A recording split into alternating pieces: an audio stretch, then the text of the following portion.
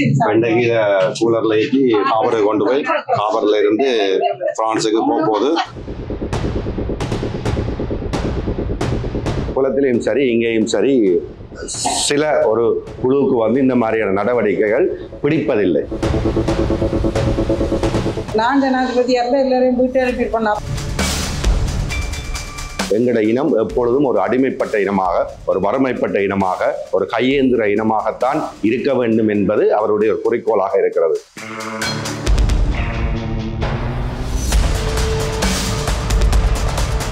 இங்க விவசாயம் செய்துட்டு மார்க்கெட்டிங் இல்லாம சந்தைப்படுத்த இல்லாம சாமான வச்சுட்டு இருக்காங்க.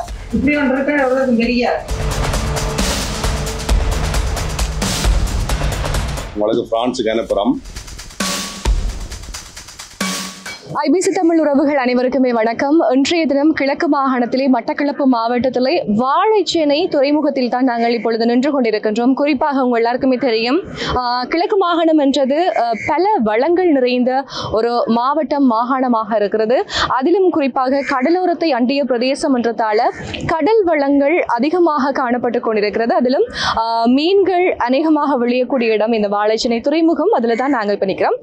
என்ன விஷயம் அப்படின்னு சொல்லிச்சுன்னா, உங்க எல்லாருக்குமே தெரியும், வல்சி என்ற தனியார் நிறுவனம் ஒன்று இந்த ஏற்றுமதி தொடர்பான பல வேலை திட்டங்களை மட்டக்களப்பு மாவட்டத்திலே முன்னெடுத்துக் கொண்டிருக்கிறது. குறிப்பாக இங்க இருக்கக்கூடிய நிறைய தொழிலாளர்களுக்கு அல்லது விவசாயிகளுக்கு தங்களுடைய உற்பத்திகளை உற்பத்தி செய்து கொண்டிருக்கிறார்கள். அதை சரியான முறையிலே சந்தைப்படுத்தக்கூடிய முறை அல்லது வழிவகைகள் இல்லாத ஒரு போக்கு காணப்பட்டு கொண்டிருக்கிறது. இதை பலரும் முன்வைத்ததுக்கிணங்க வல்சி என்று சொல்லி குறிப்பிட்ட தயா அவர்கள் இந்த வல்சியை நிறுவனமாக கொண்டு இதன் மூலமாக பல மக்களுக்கு வாழ்வாதாரத்தை வழங்கி கொண்டிருக்கிறார்கள். அதிலும் மட்டக்களப்பிலே விளையக்கூடிய பல்வேறுபட்ட கடல்சார் உணவுகளாக இருக்கட்டும் அல்லது விவசாயத்துறை சார்ந்த உணவுகளாக இருக்கட்டும் ஏற்றுமதி செய்வதில் இவர்கள் மும்முரமாக செயல்பட்டுக் கொண்டிருக்கிறார்கள். இதுவரையிலே 2 கண்டெய்னர்கள் புலம்பெயர் தேசங்களுக்கு அனுப்பப்பட்டு வெற்றிகரமாக அவர்களுடைய செயல்பாடை முன்னெடுத்துக் கொண்டிருக்கக்கூடிய இந்த தருணத்திலே இன்றைய தினம் இங்கிருக்கக்கூடிய விவசாயிகளை அழைத்து அவர்களுக்கான ஒரு செயலமர்வும் முன்னெடுக்கப்பட்டது. இன்றைய இந்த செயலமர்விலே மட்டக்களப்பு மாவட்ட அரசாங்க அதிபர் முரளிதரன் அம்மணி அவர்கள் கலந்து கொண்டிருந்தார். அதே மாதிரி வாழைச்சேனை பிரதேச செயலாளர் கலந்து கொண்டிருந்தார். குறிப்பாக ரீச்சா ஐபிசி தமிழ் இதனுடைய உரிமையாளர் பாஸ்கரன் கந்தையா அவர்கள் இந்த நிகழ்விலே கலந்து கொண்டிருந்தது ஒரு சிறப்பம்சமாக இருக்கிறது. அத்துடன் இணைந்ததாக காணி உரிமையாளர் காணி ஆணையாளர் நேசகுமார் விமல்ராஜ் அவர்களும் இந்த நிகழ்விலே கலந்து கொண்டிருந்தார். அதே போன்று கிராப்டரி நிறுவனத்தினுடைய உரிமையாளர் திரு சுரேஷ்குமார் அவர்களும் கலந்து கொண்டிருந்தார். எனவே அந்த சார்ந்த நிகழ்வுகளை இந்த காணொளியில் பார்க்கலாம். வாருங்கள்.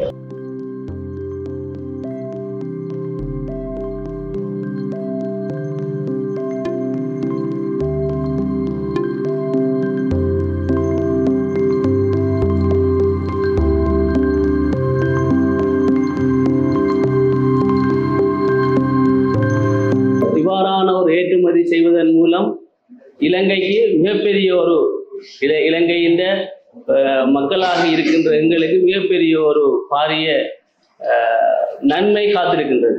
அது எப்படி என்றால் உங்களுக்கு தெரியும், நம்முடைய நாடு அந்நிய செலாவணியிலேயே தான் தங்கி இருக்கின்றது. இவ்வாறான பொருட்களை ஏற்றுமதி செய்வதன் மூலம் தான் நாங்கள் உச்சக்கட்ட பயனை அடைய முடியும். நான் ஒரு அக்ரிகல்ச்சர் விவசாய பட்டமானி என்ற ரீதியிலே இந்த நான் தயானனோட காய்க்கும் போது கிடைக்கப்பட்ட ஒரு சில விடயங்களை நான் உங்களோட சேவலாம நினைக்கின்றேன். கிட்டத்தட்ட ஒரு 2 வருஷத்துக்கு முதல் தயானன் சொன்னார், தான் ஒரு கூலர் ரூம் ஒன்று எடுக்கணும், அதுக்கு ஏதாவது என்ன வழி இருக்குன்னு கேட்டார். அப்போ உண்மையிலே அந்த இடத்திலேயே ஹாபர் மேனேஜராக இருக்கிறார் என்னுடைய நண்பன். அவருக்கு நான் எடுத்து சொன்னது, இப்படி ஒரு நல்ல ஒரு வேலை ஒன்று செய்ய போகிறாங்க, இப்படி பார்த்து உதவி செய்ய மச்சான்னு சொன்னது மட்டும் தான் சொல்லிவிட்டது. அப்போ எனக்கு தெரியாது இந்த பெரிய ஒரு விஷயம் இங்கே நடக்க இருக்கிறது, இதுக்கு பின்னால் இவ்வளவு பெரிய ஒரு உழைப்பு இருக்குன்றது உண்மையாக தெரியும். யாராவது நமக்கு உதவி செய்கிறாங்கன்னா அவங்கள உயர்த்த முயற்சிங்க. அநேகமானாக்கள் சும்மா தங்கட நேரங்களை சும்மா ஒரு பொழுதுபோக்குக்காகவும் ஒரு பிரச்சாரத்துக்காகவும் அந்த முயற்சிகளை ஏன் இப்படி செய்தோம்னு நினைக்கிற அளவுக்கு ஏற்படுத்தாம எல்லாரும் சேர்ந்து ஒரு உறுதுணையா இதை நாங்கள் உயர்த்துறதுக்கு முயற்சி எடுக்கணும் என்ற ஒரு கோரிக்கையை முன்வைத்து அதுக்கு நீங்கள் எல்லாரும் சப்போர்ட் பண்ணணும்னு கூறி இந்த இடத்துல எனக்கு ஒரு வாய்ப்பு தந்ததுக்கு நன்றி கூடி விடைபெறுகிறேன். பெரிய ஒரு நன்றியும் பாராட்டும். ஒரு அது சிறிய நிறுவனமோ பெரிய நிறுவனமோ முதல்ல கிழக்கு மாகாணத்தில் அந்த நிறுவனத்துக்கு சல்யூட். ஏன்னு சொல்ல சொன்னால் இந்த புலம்பெயர்ந்த தேசத்தில் இருக்கக்கூடிய ஏராளமான தொழில் முனைவோர்கள் வந்து பெரும்பாலான நிறுவனங்களை வந்து வடக்கில் நிறுவி கொண்டிருக்கிறார்கள். அங்கே வேலை வாய்ப்புகள் உருவாக்கப்பட்டு கொண்டிருக்கிறது. கிழக்கு மாகாணம் புறக்கணிக்கப்படுகிறது என்ற மாதிரியான ஒரு தோற்றப்பாடு இருந்து கொண்டே இருக்கிறது. ஆனால் அப்படி அல்ல. வடக்கும் கிழக்கும் எங்களுடைய இரு கண்களை போன்றது என்றும் நாங்கள் இணைப்பிடியாத ஒரு இனம். அந்த அடிப்படையில் கிழக்கு மாகாணத்தில் தொழில்களை அதிகரிக்க வேண்டும், பொருளாதாரத்தை அதிகரிக்க வேண்டும் என்ற நோக்கில் ஒரு புள்ளி வச்சிருக்கிறீங்க. நிச்சயமாக அந்த புள்ளி பெரிய ஒரு அழகிய கோலமாக மாறும். நாங்கள் ஒரு ஒடுக்கப்பட்ட இனம் அல்லது ஒரு தோல்வியுற்ற இனம் அல்லது ஒரு விடுதலைக்காக போராடி கொண்டிருக்கிற இனம் என்றதை தாண்டி இன்றைய காலகட்டத்திலே நாங்கள் வளரக்கூடிய 2 வழிமுறைகளை எப்பொழுதும் வலியுறுத்தி கூறுவதுண்டு. ஒன்று பொருளாதார வளர்ச்சி, இன்னொன்று கல்வி வளர்ச்சி. எங்களுடைய கல்வியை வந்து நாங்கள் மேலோக்கி கொள்ளுகின்ற பொழுது, எங்களுடைய பொருளாதார கட்டமைப்புகளை வந்து ஒரு பெரிய பாய்ச்சலோடு முன்னெடுக்கின்ற பொழுது நிச்சயமாக எங்களுடைய ஏராளமான விடயங்களை நாங்கள் அடைய முடியும் என்கின்ற அசைக்க முடியாத நம்பிக்கை இருக்கிறது. அதிலும் இந்த குறிப்பாக இந்த புலம்பெயர்ந்த தேசத்தில் இருக்கக்கூடிய உறவுகள், அவர்கள்ட்ட இருக்கக்கூடிய அந்த பணபலம், அவர்கள்ட்ட இருக்கக்கூடிய இந்த தொழில் ஆற்றல்கள், இவை வந்து இந்த தாயத்திலே பெரிய ஒரு மாற்றத்தை ஏற்படுத்தக்கூடிய சக்தியாக பார்க்கிறோம்.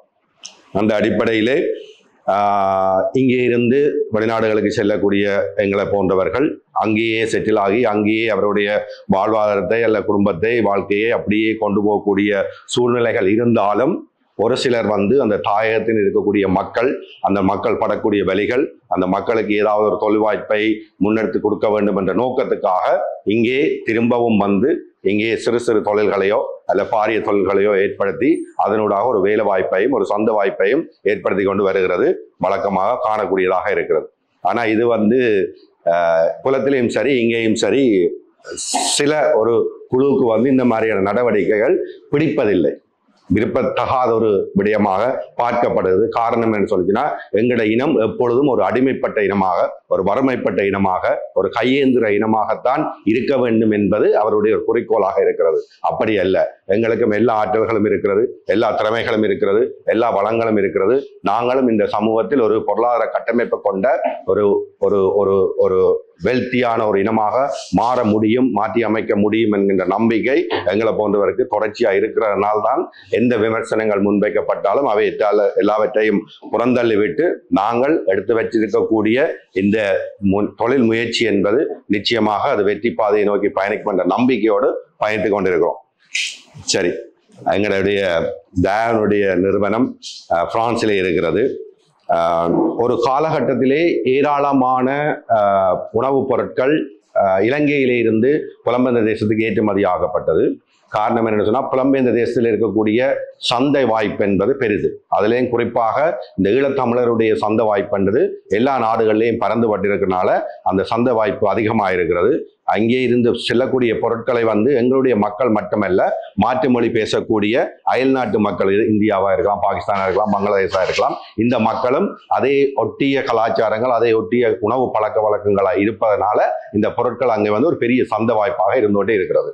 ஆனால் இந்த காலப்போக்கிலே எங்களுடைய வளங்களுடைய அளவு குறைக்கப்பட்டு அதாவது இங்கே இருந்து ஏற்றுமதி செய்யக்கூடிய பொருட்கள் வந்து தேவையான அளவு உற்பத்தி செய்ய முடியாத காரணத்தினால் அல்லது தேவையான அளவு இங்கே அந்த உற்பத்தியை எங்களுடைய மக்கள் குறைத்து கொண்டதன் காரணமாக அந்த பொருட்கள் வந்து வேறு நாடுகளிலே போய் நம்மவர்களே, உதாரணத்துக்கு இலங்கையை பிறப்பிடமாக, இலங்கையை தாயத்தை வதிப்பிடமாக கொண்டு புலம்பெயர்ந்த தேசத்தில் இருக்கக்கூடிய ஏராளமான தொழில் முனைவோர்கள் வந்து இன்று அவருடைய ஃபார்மை வந்து சவுத் அமெரிக்காவில், டொமினிகன் ரிப்பப்ளிக்கிலே வைத்திருக்கிறார்கள், கியூபாவிலே வைத்திருக்கிறார்கள், பிரேசிலே வைத்திருக்கிறார்கள், ஏன் இந்தியாவிலே வைத்திருக்கிறார்கள், பங்களாதேஷில் வைத்திருக்கிறார்கள். அதாவது கருவேப்பிலையில இருந்து கருத்த கொழும்பான் மாம்பழம் வரைக்கும் வட அமெரிக்க நாடுகளில் உற்பத்தி செய்யப்படுகிறது. அதனுடைய காரணம் என்னன்னு சொல்லிச்சுன்னா, எங்களுடைய தேசத்திலிருந்து ஏற்றுமதி செய்யக்கூடிய அந்த குவான்டிட்டி, அதாவது தொகை, அந்த அளவுக்கு இங்கே உற்பத்தி இல்லை, உற்பத்தி குறைந்து கொண்டு போறது காரணமாக இந்த பொருட்களை வந்து இன்னொரு நாட்டிலே கொண்டு வைத்து அங்கே உற்பத்தி செய்து அந்த பொருட்களை ஐரோப்பிய நாடுகளுக்கு கொண்டு வந்து சந்தைப்படுத்தி கொண்டிருப்பதை நாங்கள் கண்ணூடாக பார்க்கின்றோம். ஸோ அந்த நிலை மாற்றம் அடைய வேண்டும். அந்த நிலை மாற்றம் அடைகின்ற போதுதான் எங்களுடைய தன்னிறைவு பொருளாதாரத்திலே ஒரு மாற்றத்தை கொண்டு வர முடியும். அதுக்காக எடுத்து வைத்திருக்கக்கூடிய ஒரு சில முயற்சிகள் தான் இங்கே இருந்து எங்களுடைய பொருட்களை, எங்களுடைய உற்பத்திகளை, எங்களுடைய மரக்கரைகளை நாங்கள் ஐரோப்பிய சந்தைக்கு ஏற்றுமதி செய்கின்ற பொழுது 2 விதத்திலே எங்களுக்கு லாபம் அடையுது. ஒன்று இங்கே இருக்கக்கூடிய எங்களுடைய விவசாயிகளுக்கு ஒரு வேலை வாய்ப்பை உருவாக்க முடிகிறது, இங்கே இருக்கக்கூடிய மக்களுக்கு ஒரு தொழில் ரீதியான ஒரு வேலை வாய்ப்பை உருவாக்க முடிகிறது. இது எல்லாத்தையும் தாண்டி இந்த நாட்டுக்கு தேவையான டொலர்ஸை ஏதோ ஒரு வகையில நாங்களும் இங்கே கொண்டு வருவதன் ஊடாக இந்த நாட்டினுடைய பொருளாதார வளர்ச்சி என்பது ஒரு சிறிய பங்காற்றலை ஏற்படுத்துகிறது. ஸோ இதுக்கு நாங்கள் என்ன செய்ய வேண்டும் என்று சொன்னால், முதலாவது எங்களுக்கு ஒரு புரிதல் இருக்க வேண்டும். இந்த நிறுவனம் என்ன பொருட்களை உற்பத்தி செய்கிறது, அந்த பொருட்களை நாங்கள் எப்படி பாரிய அளவில் உற்பத்தி செய்து இந்த நிறுவனத்தோடு கை கோர்ப்பது, எந்த மாதிரியான புரிதல்கள் இல்லாட்டில் இவைகளும் சக்சஸாக வர முடியாது. விவசாயம் செய்யக்கூடிய எங்களுடைய மக்களும் சக்சஸாக வர முடியாது. காரணம் என்ன சொன்னால், இவர் இப்போ மரவள்ளிக்கிழங்கை ஒரு மூலதனமாக கொண்டு அந்த மரவள்ளிக்கிழங்கிலே இருந்து ஏற்படுத்தக்கூடிய ஏராளமான மூலப்பொருட்களை இங்கே இருந்து தயாரித்து வெளிநாட்டுக்கு கொண்டு போது இவருடைய முதலாவது பியூரிட்டி, அதாவது முதன்மையான வியாபாரமாக இருக்கிறது. அப்பொழுது நாங்கள் பூசணிக்காய் விதைச்சு போட்டு இவர் எடுப்பறன்னு சொன்னவர் நாங்கள் செய்து போட்டோம் இவர் எடுக்கலைன்னு சொல்லக்கூடாது. அப்ப அந்த புரிதல், இவர் என்ன பொருட்களுக்கான சந்தை வாய்ப்பை உருவாக்குகிறார் என்று சொல்லி அதற்கான மூலப்பொருட்களை நீங்கள் பாரிய அளவிலே செய்கின்ற பொழுது நிச்சயமாக உங்களுடைய வாழ்வாதாரம் மேலோங்கும். அதே நேரத்தில் அவர்களுக்கு தேவையான மூலப்பொருட்கள் இங்கே கிடைக்கின்ற பொழுது அவர்களுடைய சந்தை வாய்ப்பை அவர்கள் அதிகரிக்க முடியும். இப்ப தான் பிரான்ஸ்ல இருக்கிறார். பிரான்ஸ்ல பாத்தீங்கன்னு சொல்லிச்சுனால் ஆப்பிரிக்க நாட்டு மக்கள் அதிகமாக வாழக்கூடிய ஐரோப்பிய நாடு எதென்று பாத்தீங்கன்னா பிரான்ஸ். பிரான்ஸ்ல இருக்கக்கூடிய ஆப்பிரிக்க நாட்டு மக்களுடைய அன்றாட உணவு பழக்க வழக்கம் அப்படின்னா, நாங்கள் எங்களுக்கு எப்படி ஒரு சோறும் ஒரு புட்டும் ஒரு கீரைக்கறியும் முக்கியமோ அதே போன்று அவர்களுக்கு இந்த மரவள்ளிக்கிழங்கிலே உற்பத்தி செய்யக்கூடிய பொருட்கள் அவருடைய முதன்மையான உணவு. அது மரவள்ளிக்கிழங்கிலே களி மாதிரி செய்வார்கள், மரவள்ளிக்கிழங்கை புட்டு மாதிரி செய்வார்கள், மரவள்ளிக்கிழங்கை அவிச்சு இரண்டுவார்கள், மரவள்ளிக்கிழங்கு துவைச்சு செய்வார்கள். இந்த மாதிரியான அவருடைய தேசிய உணவாக இந்த மரவள்ளிக்கிழங்கு இருக்கிறது. அதுக்கு அந்த சைடிஷ் நாங்கள் இப்போ பொன்னாங்கண்ணி வர கீரை அந்த மாதிரி முருங்கையில வர வைக்கிற மாதிரி அவர்கள் இந்த மரவள்ளிக்கிழங்கு இடையிலேயே ஏராளமான விதவிதமான கறிகளை செய்து சாப்பிடுவது அவர்களுடைய அன்றாட பழக்கம். அப்ப அது ஒரு பெரிய சந்தை. அங்கே அந்த சந்தையை பூர்த்தி செய்யறதுக்கான மூலப்பொருட்களை இங்கே இருக்கக்கூடிய மக்கள் உற்பத்தி செய்து இவர்கள் போன்றவர்கள் அங்கே ஏற்றுமதி செய்வார்களா இருந்தால் நிச்சயமாக ஒரு விவசாய புரட்சியை செய்யலாம். ஏன்னா அந்த அளவுக்கு தேவை அங்கே இருக்கிறது. ஆனா இங்க இருக்கக்கூடிய பிரச்சனை என்னன்னு சொல்லி சொன்னா, நாங்கள் செய்யக்கூடிய விவசாயம் என்பது ஒரு 2 பரப்பு காணி, ஒரு 3 பரப்பு காணி, ஒரு 5 பரப்பு காணிகளால் எங்களுடைய விவசாயம் குறுகி நாங்கள் ஒரு பரப்புக்குள்ளே விவசாயம் செய்யக்கூடிய அளவுக்கு மாறி இருக்கிறோம். அந்த நிலை மாற்றப்பட வேண்டும். ஏக்கர் கணக்கில் இன்றைக்கு தம்புலன்ற ஒரு இடத்தை எடுத்துக்கொண்டீங்கன்னா அங்கே இருந்து வரக்கூடிய மரக்கரை வகைகள் நாடு பூராகவே விநியோகிக்கக்கூடிய அளவுக்கு வளர்ச்சி கண்டிருக்கிறார்கள். அதற்கான காரணம் என்னன்னு சொன்னா, அவர்கள் செய்யக்கூடிய விவசாயத்தினுடைய பரப்பளவு அதிகமானது. அவர்கள் ஒரு நாள் 2 பரப்பிலே விவசாயம் செய்வதில்லை. இன்றைக்கு வடமாகாணத்திலே இருக்கக்கூடிய ஒரு நபர் 2 பரப்பிலே கரெக்ட் செய்கிறாருன்னு சொல்லிச்சுன்னா அவருடைய முதலே அந்த 2 பரப்பு கரெக்ட் செய்யறதுக்கான 1 கிலோ கரெக்ட் 60 ரூபான்னு சொல்லி சொன்னால் தம்புலையில செய்யக்கூடிய கரெக்ட் 1 கிலோ 30 ரூபாய்க்கு செய்ய முடியும். காரணம் என்னன்னு சொன்னா, உங்களுடைய தொகைகள் அதிகரிக்க உங்களுடைய செலவு குறைஞ்சி கொண்டே போகும். நீங்க 5 பரப்பில் ஒரு விவசாயம் செய்யறதுக்கும் 2 ஏக்கர்ல ஒரு விவசாயம் செய்யறதுக்கும் பெரிய அளவிலே உங்களுக்கு அங்க விரயம் இருக்காது. ஆனால் நீங்கள் பெரிய அளவிலே தோட்டங்களை செய்கின்ற பொழுது, உங்களோட உற்பத்தி பொருட்கள் அதிகரிக்கின்ற பொழுது உங்களுடைய பிரைஸ் உங்களுக்கு வரக்கூடிய காஸ்ட், அதாவது நீங்கள் செலவழிக்கக்கூடிய பணம் என்பது குறைவா இருக்கும். அந்த குவான்டிட்டி, அந்த கூடுதல் தொகை வருகின்ற பொழுது நீங்க சந்தைப்படுத்துகின்ற பொழுது 10 ரூபாய் விலை குறைச்சு கொடுத்தாங்க கூட உங்களுக்கு ஸ்டில் ஏராளமான லாபத்தை ஈட்டிக் கொள்ள மாதிரி. அப்ப அந்த மாதிரியான சில நுணுப்பங்களை நீங்கள் கையாள வேண்டும்.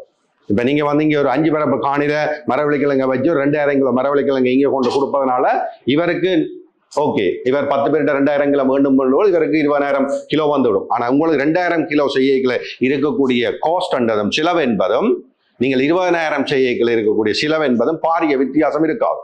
ஆனா நீங்க 20,000 செய்தீங்கன்னு சொல்லி சொன்னா ஒரு வருஷத்துல 2 தரம் செஞ்சீங்கன்னா கூட நீங்க 40,000 மரவள்ளிக்கிழங்குல 10 ரூபா படி வச்சீங்கன்னு சொன்னா உங்களுக்கு 4 லட்சம் ரூபாய் ப்ராஃபிட் வரும். அப்ப உங்களுக்கு ஒரு வருஷத்துல 4 லட்சம் ரூபாய் காசு உங்களுக்கு வரைக்க உங்களுக்கு ஒரு உற்சாகம் வரும். இன்னொரு 2 ஏக்கரை கூட வாண்டலாம், இன்னொரு 1 ஏக்கரை லீஸ் பண்ணலாம், அதுலயும் நான் மரவள்ளிக்கிழங்கு செய்யலாம், அதையும் கொண்டே கொடுக்கலாம் என்ற ஒரு இது வரும். அப்ப நீங்கள் செய்யக்கூடிய தொழிலை முதலில் விளங்கி கொண்டு அதன் தன்மையை ஏற்றுக்கொண்டு அதை செய்கின்ற உங்களோட செலவு எவ்வளவு இருக்கும், நீங்கள் விற்கின்ற பொழுது உங்களுக்கு வருமானம் எப்படி வரும், இதை 4 பேரோட சேர்ந்து நான் எப்படி செய்யலாம். இப்ப ஒருத்தருக்கு பணபலம் இருக்கும், இன்னொருத்தருக்கு காணி பலம் இருக்கும். இன்னொரு 4 பரப்பு காணி இருக்கும், இன்னொரு 4 பேருக்கு காணி இருக்கும், ஆனால் அவர்கிட்ட காசு இருக்காது அதை உற்பத்தி செய்வதற்கு. அப்ப நீங்கள் அவரோடு எப்படி கைகோர்த்து பயணிக்கலாம்?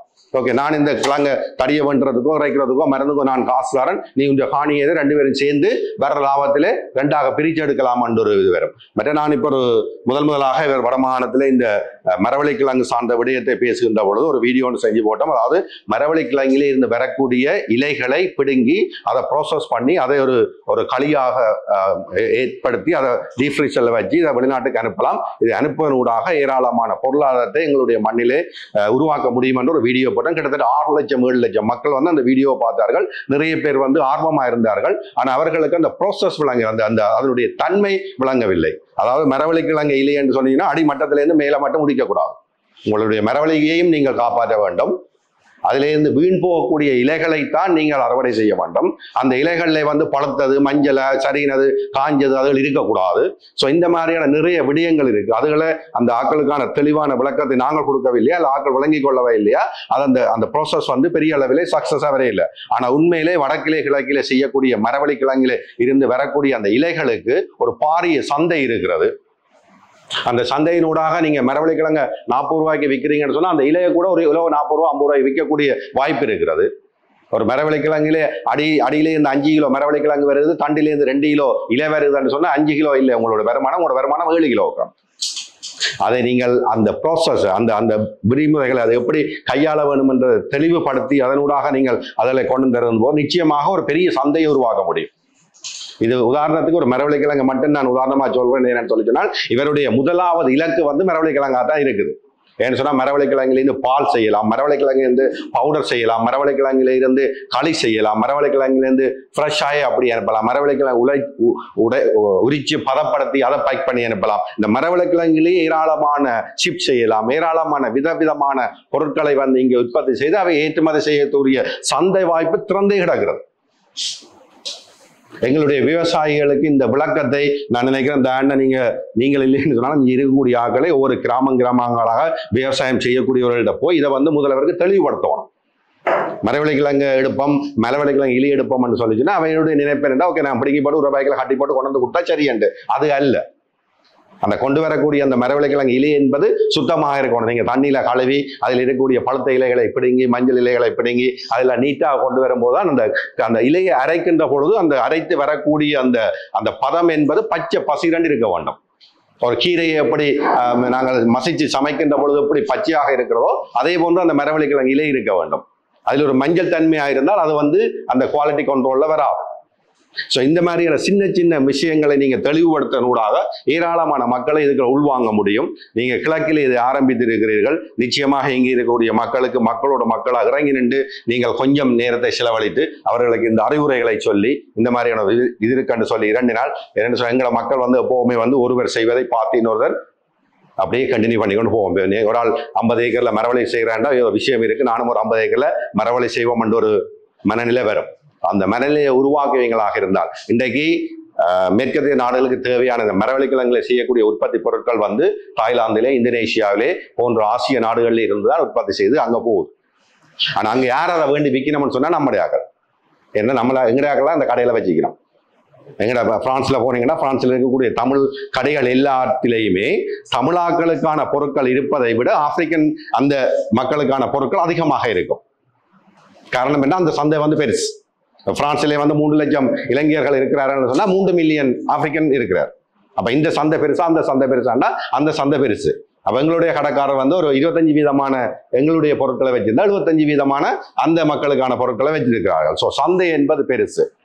ஸோ இங்கே இருந்து ஏற்றுமதி செய்யக்கூடிய ஏராளமான இந்த மாதிரியான பொருட்கள் இருக்கிறது. அதுக்கான ஆட்கள் முன்னுக்கு வருகிறார்கள். இதிலே நீங்களும் இந்த புலம்பெயர் தேசத்தில் இருக்கக்கூடிய வர்த்தகரம் கைகோட் காட்டி இந்த விடயத்தை வந்து வெற்றிகரமாக கொண்டு செல்ல முடியாது.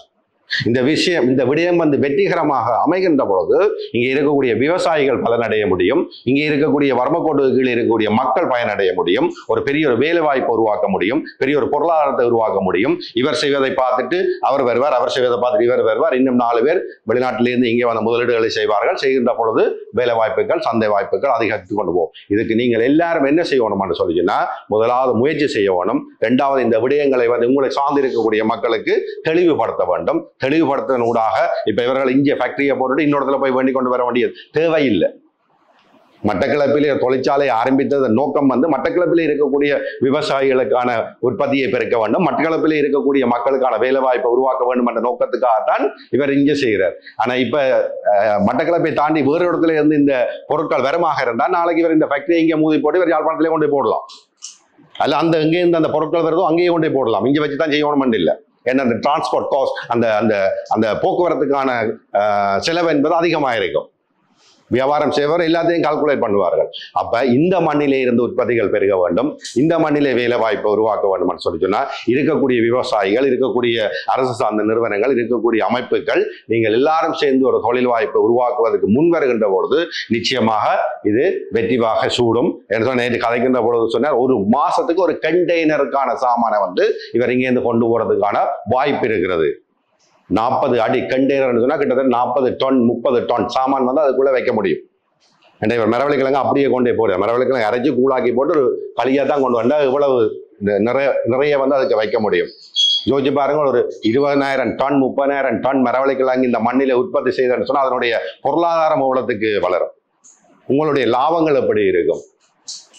ஓகே, எனவே தயவு செய்து எல்லோரும் சிந்தியுங்கள், எல்லோரும் சேர்ந்து செயற்படுங்கள், கூட்டு முயற்சியாக வாருங்கள். உங்களுடைய இருக்கக்கூடிய நன்மைகள் தீமைகள் உங்களுக்கு தேவைகளை வந்து இவரோடு பயந்து கொள்ளுங்கள். சில சமயங்களில் உங்களுடைய காணி இருக்கும், மரவள்ளிக்கிழங்கு கட்டை என்பது காசு இருக்காது, கதையுங்கள். சில நேரம் அதுக்கு கூட அவர்கள் ஆவணை செய்வார்கள். நிச்சயமாக ஒரு குறுகிய காலத்திலே ஒரு பெரிய மாற்றத்தை இந்த மண்ணிலிருந்து வர வேண்டும் என்ற எதிர்பார்ப்போடு உங்களோட வந்து நன்றி கூறுவர்கள். நன்றி, வணக்கம். இலங்கையினுடைய தலைமை காரியாகவும் இந்த வாகனத்திலாம் கட்டாயம் இருக்கணும் என்றுதான் சொல்றார். ஏனென்றால் அவர் ஒரு பொறியியலாளர், அவருக்கு அந்த யுத்த காலம் எல்லாம் அவருக்கு பொறியியல் துறை தொடர்பாக இங்கே எங்கட பிரதேசங்கள்ல எல்லாம் வேலை செய்திருக்கிறார் அரசு திணைக்களங்களோட இணைஞ்சு.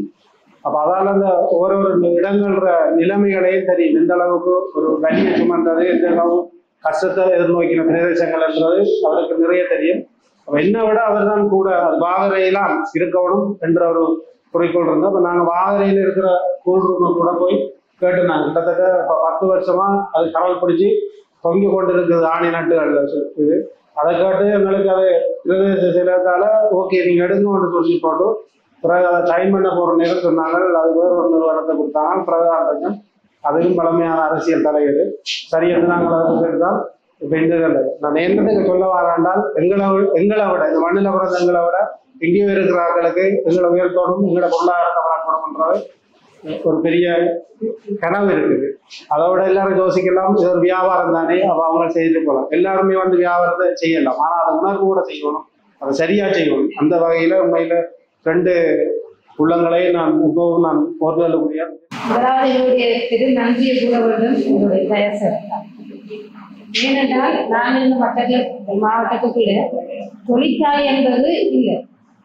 ஆரம்ப கட்டம் ஒரு வேலை வாய்ப்புன்னு சொன்னா ஆரம்பரை அந்த தொழிற்சாலை அந்த கட்டடங்கள் மட்டும்தான். நாங்கள் போன வருஷத்துல இந்த டிசம்பர் வந்த 1 வருஷமா நாங்கள் இதில் பணி செய்தோம். ஆரம்ப கட்டத்துல வேலை வாய்ப்புகள் போட போது சார்ந்துட்டு அந்த வேலைகள் செய்யக்கூடிய சந்தர்ப்பமும் இல்லை. அப்போ சார் சொல்லுவாரு, எதையும் யோசிக்க வேண்டாம், பொருள் வரல வேலைங்கிறத நீங்க யோசிக்க வேணாங்க, உங்களுக்கு ஒரு ஆறுதல் தைரியப்படுத்துவாரு.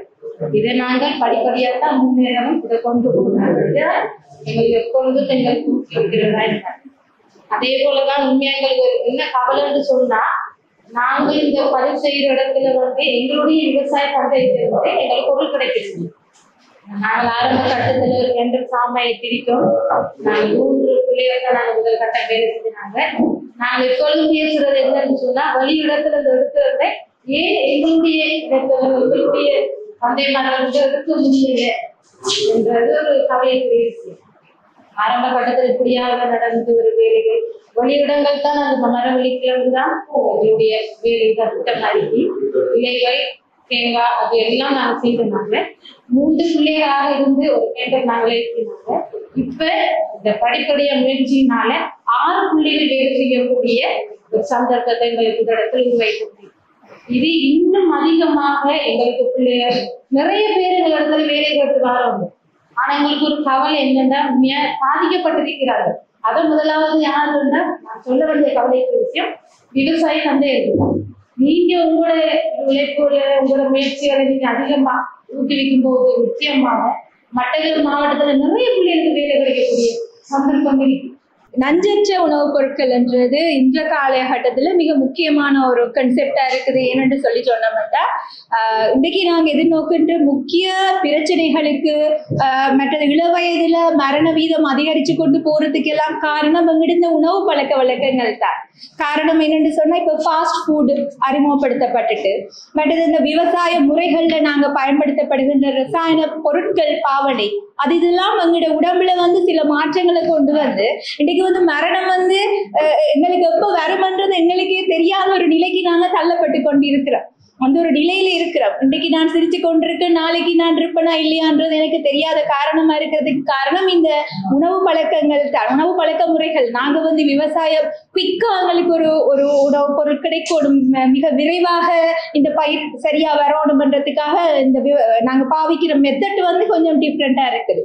ஆனா இவங்களோட கன்செப்ட் நஞ்சற்ற பொருட்களை இவங்க ஏற்றுமதி செய்ய போறாங்கன்றக்குள்ள நான் உதவி பிரதேச செயலாளர் குரலை பெற்று எங்கட பிரதேசத்துல நிறைய வளம் இருக்குது. மரவள்ளிய உற்பத்தி செய்யறதுக்கு உங்களுக்கு அவங்க என்கரேஜ்மெண்ட் செஞ்சு கொண்டு இருக்கிறாங்க. ஸோ நீங்க எல்லாரும் கட்டாயமா ஒரு சப்போர்ட் கொடுக்கணும். மற்றது இது நிறைய வேலை வாய்ப்பு உருவாக்கும் இந்த பிரதேசத்துல அவங்க எங்களுக்கு ஒரு ப்ராமிஸ் பண்ணி இருக்கிறாங்க. அதனால நீங்க எல்லாரும் கட்டாயமா சப்போர்ட் பண்ணணும். யுத்தத்தின் பின்னர் இந்த கிழக்கு மாகாணம் மக்களுடைய நிலைமை எப்படி இருந்து என்பதை நீண்ட நாட்களாக பாஸ்கரன் நாங்கள் இந்த வீடியோலாம் பார்க்க முடியும். நான் பார்க்கல. மக்களுடைய வாழ்வாதாரம் என்பது அவர்கள் அந்த மக்கள் உதவி செய்த அந்த காட்சிகளை பார்க்கின்ற பொழுது அந்த மக்களுடைய வாழ்வாதாரம் எப்படி இருக்கின்றது, இந்த வாழ்க்கை எப்படி இருக்கின்றது என்ற ஒரு எண்ணம் ஒரு வழி ஏதாவது செய்யணும் என்று சொன்னால் எப்போதும் விடியல் என்பது கிழக்கில் இருந்தால் உருவாகும் என்பது உலகமாக உண்மை. இந்த எங்கள் இனத்துக்கான வைகரை என்பது வாகரை பிரதேசத்தில் உருவாக வேண்டும் என்று ஒரு விருப்பம். சரியோ தவறோ எல்லாம் விஷயம் அந்த விருப்பம் அவர்களுக்கு இன்றைக்கு இருக்கிறது. அந்த வகையில் வாகரையிலிருந்து ஏதோ ஒன்றை நாங்கள் ஏற்றுமதி செய்ய வேண்டும் என்றுதான் நாங்கள் முடிவு செய்து வந்திருந்தோம். அதற்கான அனைத்து சூழல்களும் வாகரை பிரதேசத்தில் இருந்தது. ஒரு எங்களுடைய வேதத்துக்கு அந்த இடத்தை நாங்கள் எடுத்து செய்வதற்கான தடங்கல்கள் ஏற்பட்ட காரணத்தால் வாழைச்சனை வரைக்கும் இந்த வாழைச்சனை வாழைச்சனை காவலில் மீன் மனத்தை நான் வந்தாங்க ஏற்றுமதிக்காக மீனை கொண்டு வர செய்வோம் தான் வந்தாங்க. அந்த இடத்துல அந்த குழு சும்மா இருக்குது இந்த தகவல் கிடைத்த அடிப்படையில அப்ப எடுத்து நடத்தலாம் என்கின்ற அந்த இடத்துல எங்களுடைய திட்டங்களை நடைமுறைப்படுத்தலாம் என்கின்ற ஒரு ஆர்வத்தின் அடிப்படையில நம்பிய சாதாரணமாக கலைக்க பொழுது நான் நினைக்கிறேன் ஒரு 2 மணிக்கு நாங்கள் அதை கலைக்கின்றோம். 3 மணிக்கு விஜயந்திரன் போல் பண்ற அண்ணன் பாங்க பண்ற 6 மணிக்கு நாங்கள் பார்க்கிறோம். அடுத்த நாள் அதை எங்களுக்கு அவசரம் தருவதற்கான முயற்சிகள் கொடுக்கிறது. நீண்ட அரச கட்டணத்தை பொருட்படுத்துவதற்கான நீண்ட ப்ரொசீஜர், அதை கடந்து செல்வதற்கான காலதாமதங்கள், உள்ளக ஒரு இடத்துல போய் வாழைச்சின காவலுக்குள்ள ஒரு ஸ்போர்ட் எடுத்து நாங்கள் ஒரு தொழிலை தொடங்குறோம் என்றால் அதுக்கு எவ்வளவு துன்பங்கள் இருக்க மட்டும் உங்களுக்கு இந்த மண் வாழ்ந்துகள் முடிவெடுத்து நாங்கள் செய்வோம். அது அப்படியே எங்கள்கிட்ட நிறுவனத்துக்கு முறையாக வழங்கப்பட்டது. எங்கள்கிட்ட இந்த திட்டமும் இருந்தது. என்ன மரக்கரையும் எடுக்கலாம், நாங்கள் மரவழியை தொடங்குவோம். மரவழி இதையும் இல்லை இல்லை நாங்கள் வடக்கில் ரைவழி கொண்டு வந்தாங்க. எங்களுடைய ப்ரொஃபஷனில் போய் கொண்டு வந்து கிழங்க தொடங்குவோம். இந்த கிழங்கு சேகரிக்க வைக்கிறாங்க. முதல்ல எங்களுக்கு 5 கிலோ 10 கிலோ 20 கிலோ எங்களுக்கு வந்தது. ஆனால் எங்கள்கிட்ட இருந்தது நாம் முதலாவதாக மட்டக்களப்பு மாவட்டத்துல என்னென்ன வளங்கள் இருக்கு, என்னென்ன மரக்கறி இருக்கு, எவ்வளவு விளைச்சல் இருக்கு, என்னென்ன விலை தரணும், இவ்வளவு ஆய்வையும் நாங்கள் 2 மாதத்துல செய்து முடிச்சினாங்க. அதை அண்ணன் சொன்னது போல இந்த மண்ணில் இருக்கிற வளங்களாக இயற்கையாகவே வளர்க்கிற வளங்களாக சிறந்த வாழை இருக்கு. ஏற்றுமதிக்கு தயாரான தரமான வாழை மட்டக்களப்பு கர்மனைக்காக போய் கொண்டு 20 கிலோமீட்டர் இடம் தெரியாது பெரிய தோட்டம் தேவத சங்கத்தில் தலைவராக இருக்கு. தரமான கச்சா இருக்கு, வாழைப்பொத்தி இருக்கு, மரவள்ளி இருக்கு, மரவள்ளியிலே இருக்கு. பத்தா பழம் இருக்கு, சிறந்த சோளம் இருக்கு. எங்களிடம் ஏற்கனவே இந்த பரிசு நிறுவனத்தில் ஆய்வில் இருக்கிற விஷயம், சர்வதேச சந்தையில என்னென்ன சாமான் எப்படியான வடிவங்கள்ல விற்பனை ஆகிக்கொண்டிருக்கிற விவரம் இருக்கு. உங்களுக்கும் அதாவது எங்களுக்கு அந்த சர்வதேச சந்தைக்கு தெரியாத ஒரு விஷயம், அது மட்டும்தான் எங்களோட நிறுவனத்தின் அடிப்படையான ஒரு ஊடகம். வேறு ஒன்றும் மிகப்பெரிய படிப்பு ஒன்றும் இல்லை. பெரிய பெரிய படித்தவர்களாலையும் அதை பார்க்க முடியாது, உங்களுக்கு போன்றவர்களை தவிர. அபிவிருத்தி அமைச்சர் அவர்கள் எங்களுடைய மட்டக்களப்பு மாவட்டத்துக்கு வருகை தந்திருந்தார். அவர் பேசும்பொழுது ஒவ்வொரு மாவட்டத்திலையும் எவ்வளவு ஏற்றுமதி என்று போட்டு காட்டி கொண்டு வந்தார். மட்டக்களப்பு மாவட்டம் என்று சொல்லும்போது 0 என்று சொன்னார். எந்த ஒரு ஏற்றுமதியும் இல்லை மட்டக்களப்பு மாவட்டத்தில் இருந்து சொல்லி சொன்னார். அந்த நேரம் எனக்கு பக்கத்துல இருந்து எனக்கு பெரிய அதிர்ச்சியாய் போய்விட்டது. என்னென்று சொன்னால், மாவட்ட செயலகத்திலும் ஒவ்வொரு பிரதேச செயலகங்களிலும் ஏற்றுமதி அபிவிருத்தி உத்தியோகத்தர்கள் என்று இருக்கிறார்கள். அவர்கள் 12 வருடமாக சேவையாற்றுகிறார்கள். நான் அந்த மீட்டிங் முடிஞ்சோன்னா அவ்வளவு பேரையும் கூப்பிட்டு கேட்டேன், என்ன செய்யறீங்க மாவட்டத்துல, நீங்க என்ன சாதிச்சிருக்கிறீங்க என்று கேட்டேன். அவர்களை பார்த்து ஏற்றுமதிக்காக என்ன ஒரு வேலையும் அவர்கள் செய்யவில்லை. ஆனால் பிரதேச செயலகங்களிலும் சரி, எங்களுடைய கச்சேரியிலும் சரி, நெடா, ஷெட், விதாதா, ப்ரொடக்டிவிட்டி ஆஃபீஸர்ஸ், இந்த மாதிரி இன்னொரு entrepreneurship development officer, export development officer பல விதத்தில் இருக்கிறாங்க. அவர்கள் அவ்வளோ பேரையும் கூப்பிட்டு ஒரு நாள் ஒவ்வொருத்தராக கேட்டார், என்ன செய்றீங்க. அப்போ அவங்க சொல்றதை வச்சு பார்க்க ஒரு பிரதேச செயலகத்துல ஒரே ஆளைத்தான் எல்லாரும் டார்கெட் பண்ணியிருப்பாங்க. இப்போ நாங்கள் என்னத்துக்கு இப்படி இவ்வளோ பேர், நான் ஜனாதிபதியாக இருந்தால் எல்லாரையும் வீட்டை அனுப்பியிருப்பேன் அப்படி சொன்னால் அவ்வளோ கோபம் வந்து, நீங்கள் எல்லாரும் சேர்ந்து செய்யணும். அதை போய் நான் அரசாங்க அதிபர்கள் கான்ஃபரன்ஸில் கொழும்புல காய்ச்ச நேரம் அதை அவங்க ஒரு செயல் திட்டமாக எடுத்து இன்றைக்கு கம்பஹால எல்லாரையும் இணைச்சிருக்கிறாங்க. கம்பஹால ஏற்றுமதி நடந்திருக்கு. இப்போ கடந்த கூட்டத்தில் போய் காட்டினாங்க, அங்கேயும் மட்டக்களப்பு 0. இப்போ மட்டக்களப்பு 0ன்னு நான் பார்க்க சிலர் செய்கிறாங்க, பொருட்களை செய்து குர்நாளுக்கு அனுப்புகிறாங்க. இப்போ பனை அபிவிருத்தி பொருட்களை செய்து குர்நாளுக்கு அனுப்புகிறாங்க. குர்நாள் தான் ஏற்றுமதியாக அது குர்நாள் என்ற பிராண்டோட போகுது. அந்த மாதிரி தான் நடக்குது. இங்கே வந்து சில முதலாளிமார் பொருட்களை வாங்கி கொண்டு போய் வேறு மாவட்டத்தில் வச்சு அதை ஏற்றுமதி செய்கிறாங்க. அப்போ மட்டக்களப்பு 0 இருக்கு. அண்மையில் தான் எங்களுடைய அலுவலகத்திலே சிறுதொழில் சேர்மன் அவர் வந்து ஒரு மீட்டிங் நடந்து கொண்டிருக்க தீபனை சந்திச்சேன்னா, அப்போ அவர் சொன்னார், நான் முதல் ஒரு தடவை ஏற்றுமதி செய்யிட்டேன், இப்போ அடுத்து செய்ய போகிறோம்னு சொல்லிக்க, என்னடாப்பா இவ்வளோ ஒரு வருஷமும் 9 மாதமும் அரசாங்க அதிபருக்கு இப்படி ஒரு ஆளை சந்திக்கலையே, வேலை பண்ண நிறுவனத்தையும் டேட்டா தெரியும் எனக்கு. என்ன நான் சில பேர் விரட்டுறேன், எனக்கு தெரியாமல் என்ன செய்றீங்க இந்த மாவட்டத்தில் இருந்துட்டு, என்னோட தொடர்பாக இருந்து வேலை செய்கிறத நான் விரும்புவேன். இப்போ இவரோட பேச்சு கேட்டுக்கொண்டிருக்கேன். நான் யோசிச்சேன், இப்போ கொஞ்சம் பேர் தான் வந்திருக்கிறேன்னு சொல்லி, இப்போ இவங்க என்னத்தை ஏற்றுமதி செய்வாங்கன்னு ஒரு லிஸ்ட் தான் நான் எல்லா பிரதேச செயலர்களுக்கும் அனுப்புவேன். அங்கே இருக்கிற விவசாய பெருமக்களுக்கு நாங்கள் அதை அறிவித்தோம்னு சொன்னாலே மற்ற பிரதேசம் ஏன்னா செய்து போட்டு மார்க்கெட்டிங் தான் நீங்கள் பிரச்சனை, சந்தைப்படுத்தல் பிரச்சனை. எல்லாரும் செய்கிறாங்க, எல்லாருக்கும் காசு கொடுக்குறாங்க, செய்கிறாங்க. ஆனால் இங்கே சந்தைப்படுத்த முடியலையே. நம்ம அவங்களுக்கு இந்த செய்தி போகும்னு சொன்னால் இது ஒரு பெரிய நற்செய்தியாக அவங்களுக்கு இருக்கும். அவங்க இங்கே கொண்டு வந்து அவ்வளோ பெரிய தூரம் இல்லை, கொண்டு வந்து இங்கே அவங்களால கொடுக்கக்கூடியதாக இருக்கும். எனவே எனக்கு அந்த லிஸ்ட்டை தர வேணும், தந்த நான் அறிவிச்சு விடுவேன் எல்லா விவசாயிகளுக்கும். நீங்கள் உங்களால் உற்பத்தி செய்யக்கூடியதில் கூட நீங்கள் கொடுங்க, உங்களுக்கு உடனே காசு கிடைக்கும். செய்து போட்டு அதை வீணா போகிறத விட நீங்கள் செய்யலாம். என்ன சந்தைப்படுத்த பெரிய பிரச்சனை நமக்கு தெரியும், விவசாயிகள் இருக்கிறார்கள்.